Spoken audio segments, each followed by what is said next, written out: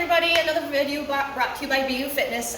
Today I wanted to go ahead and talk about 6 movements that I want to go over about how to reduce and combat any issues that you might be having at the workplace. So let's say like you're on the computer all the time, you have a forward rounded shoulders and forward head position, your lower back's bothering you, you might be dealing with some feet issues as well because of work shoes that you have to wear that are probably not very good for your arches or for your ankles or your Achilles and all that good stuff. So let's go ahead and go over these 6 movements and get to it, and I'll show you how to combat it at the workplace. Okay, so the first movement that I'm going to go over with is if you have a corner at your office, you can use this, or a doorway. We're going to go ahead and stretch our chest out.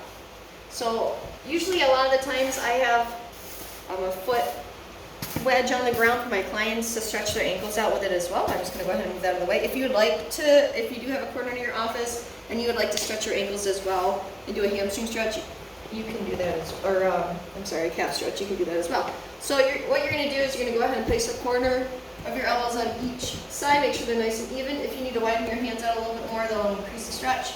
I'm going to go ahead and actively rotate my hips in and make sure my hips are both facing towards the wall or that corner. Or if I was in the doorway, I would have my legs still in a split position, but on the doorway you put your elbows on the wall here to make sure I'm nice and even. And then I'm driving my knee, my hip on the supportive leg with my leg locked out in the back. And then I'm driving my chest towards the middle of that corner here, just like so. And then bringing my shoulders down and together. I'm not arching my chest up to get into a better position. I'm keeping my rib cage and my hips kind of together. This is an anterior pelvic tilt. We talk about that in my blog post. But if you want to reduce that, you would do a pelvic rotation in to lock everything into place, keep that rib cage down, and then you apply it to the wall. So the movement, if you're going to see it, it's going to look like this. When you're stretching, you're going to bring your shoulders back and in. So the doorway or the corner of the wall should be placed on your elbows and on your hands there. And you should be able to feel a big stretch in that pectoral area and the sternocleidomastoid. And the next movement that we're going to go over is we're going to go ahead and do a standing wall support quad stretch. Our quads get tight quite a bit because those hip flexors do get shortened when you're seated quite in a long period of time. So you want to make sure we stretch those out. Okay. So I'm going to go ahead and do an anterior pelvic tilt, because if I sit for a long period of time, I'm going to probably have an anterior or posterior pelvic tilt. I'm going to have an anterior pelvic tilt. I want to posteriorly bring it in. I'm going to go ahead and grab my foot here, bring it up, and squeeze my glutes and have my hands supporting. I'm making sure I'm not overarching the thoracic spine there, and I'm also making sure I'm keeping my glute active and bracing. So I'm pulling everything up and in towards the back of the spine there. I'm going to go ahead and hold. You want to hold your stretches for about 20 to 30 seconds. If you're pretty new with stretching, you start off with 15 seconds and work your way up to about 30. I'm going to hold, and then once I'm ready, I'm going to go ahead and switch sides. I'm going to switch. Thumb here, grab, make sure I rotate my hips in, keep my rib cage down. I grab my ankle or the top of my foot, and I bring my hips in and squeeze. And I always, a good way of thinking about it is you want your knee lined up with the other knee there. If you feel like you can go a little bit farther, you can, but make sure you're not arching that lower back to get into that position. So I would hold for about 15 to 30 seconds, and then go ahead and come out of that stretch nice and easy. If you feel like you can't really get your leg up, if you're a little bit bigger, or if you feel like your mobility's not really there either, I have a pad here. You can use your chair to get into the stretch as well. You just got to be a little bit more careful when you do this one. So let's say this is like my desk and this is my chair. I can take the sides of my desk and have my chair there, and I can put my foot back.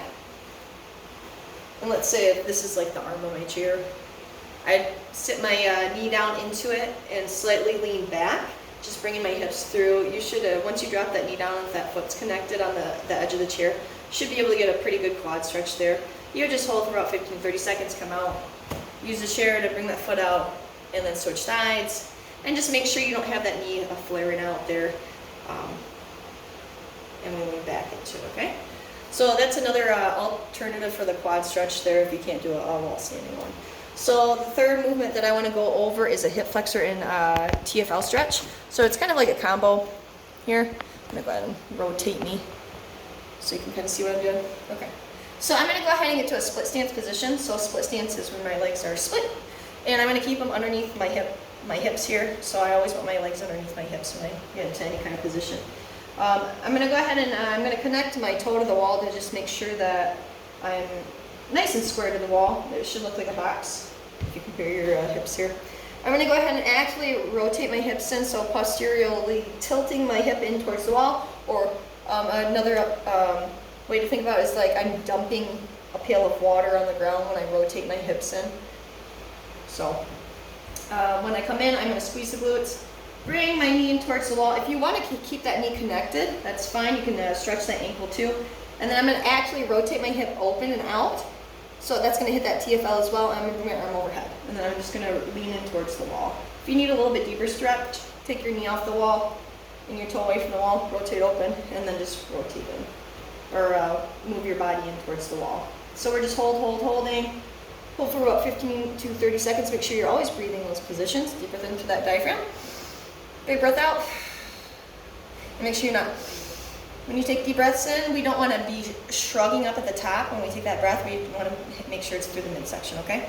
So through that diaphragm, so right underneath that rib cage. Once I would be done with about 15 to 30 seconds, I would go ahead and switch sides. So I'd switch sides, do the other side, get set. See what I'm doing? I posterior rotate my hips in to make sure I'm locked into place. Shoulders are back. And I drive in towards the wall. My other side that's open. Bring it up, rotate my hips out away, and then I lean in and hold. So that should hit that hip flexor and that TFL.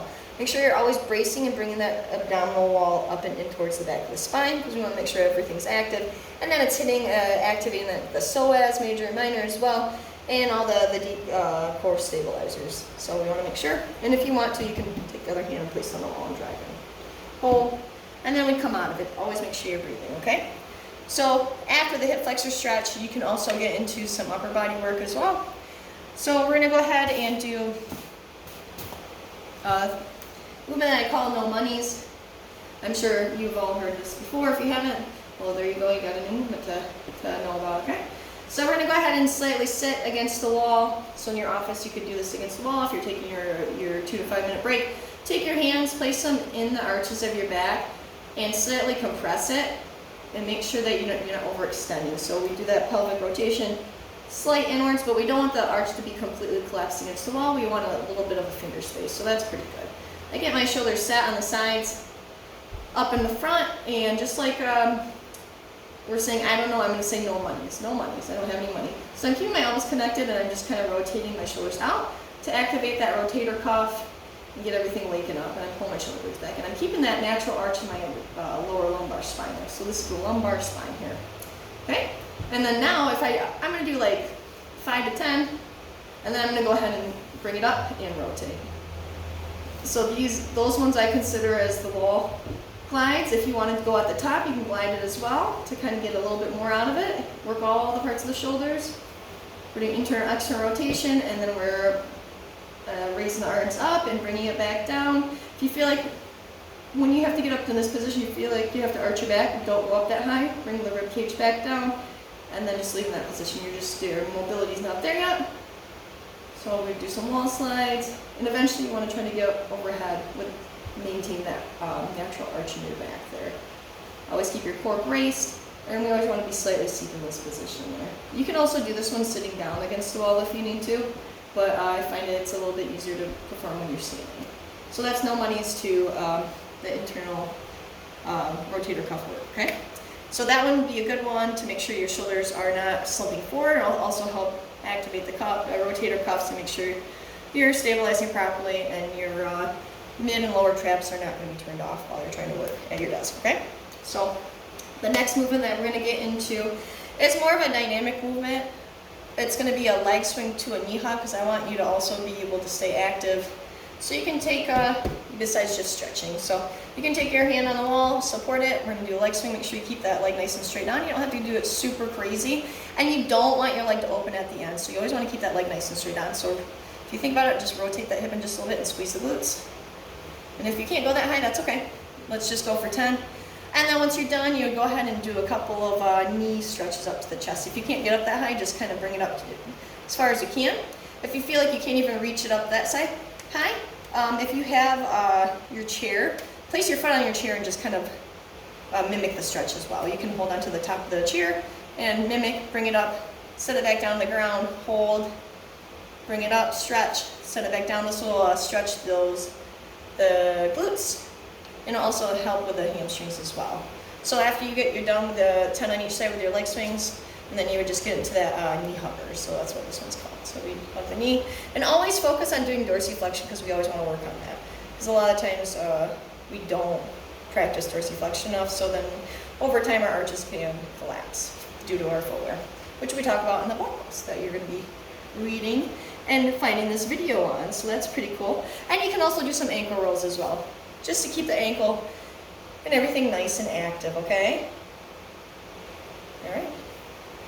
And from there, those are all of our movements that we got posted on the blog post. This will help you kind of stay nice and active throughout the day. You don't have to do a whole lot.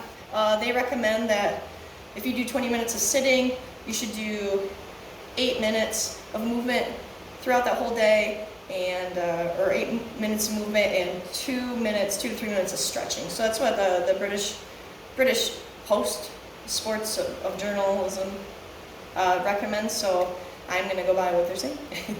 If you want to read more, go ahead and go on NASM website or National Academy of Sports Medicine and read up on that as well if you'd like to. This is another video by BU Fitness. Hopefully this helps you out in the work office, in your workspace, and gets you moving more mobile. Well, have a good day. Stay fit.